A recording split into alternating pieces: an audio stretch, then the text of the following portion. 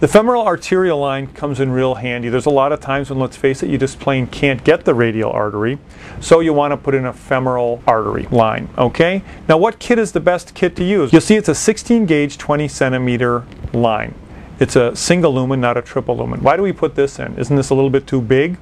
Well, if you're going to put a 20 gauge line in the groin, I'm going to tell you right now it's going to kink and you're going to lose it.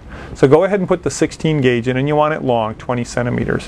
One reason you put this in and you don't put in another reason you don't put in the 20 gauge 12 centimeter line is the 16 gauge 20 centimeter single lumen CVP line has a blue soft tip, whereas the 20 gauge 12 centimeter line has a hard tip. That's the one you put in the brachial artery. But we don't want to have a hard tip on the end of this thing, because if we do, we can erode through the femoral artery and get a posterior bleed behind the back of the femoral artery. That's a retroperitoneal bleed, and that is a pain in the butt. So you don't want to do that. You want a soft tipped femoral arterial line. Well, go back to our anatomy: nerve, artery, vein, empty space, lymph. So you're going to feel the artery here. Can you use an ultrasound here and locate the artery and go that way? You certainly can. It helps in other places and it helps here too. Use a little bit of local. This is going to hurt. After the local is in, then you go ahead with the hollow needle. This is going to be the Seldinger technique that we're so familiar with. You go in till you get your blood flow. You disconnect. You hold the hub real carefully. Slide the wire in.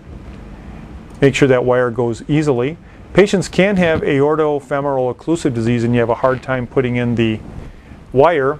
The rule is the same here as everywhere else. If you're really having a hard time putting a wire in, don't force it. Then you put in your introducer. Dilate a little bit here. That will make the actual line placement a little bit easier. Don't make that a gigantic hole after all. This is just a 16 gauge line. Once you've got it all the way in, pull the needle out, make sure you've still got some blood flow, and hook up. Once again, as with all my other high pressure lines, you want to make sure that you have a Luer lock connection to make sure that you don't have a disconnect and a disastrous bleed.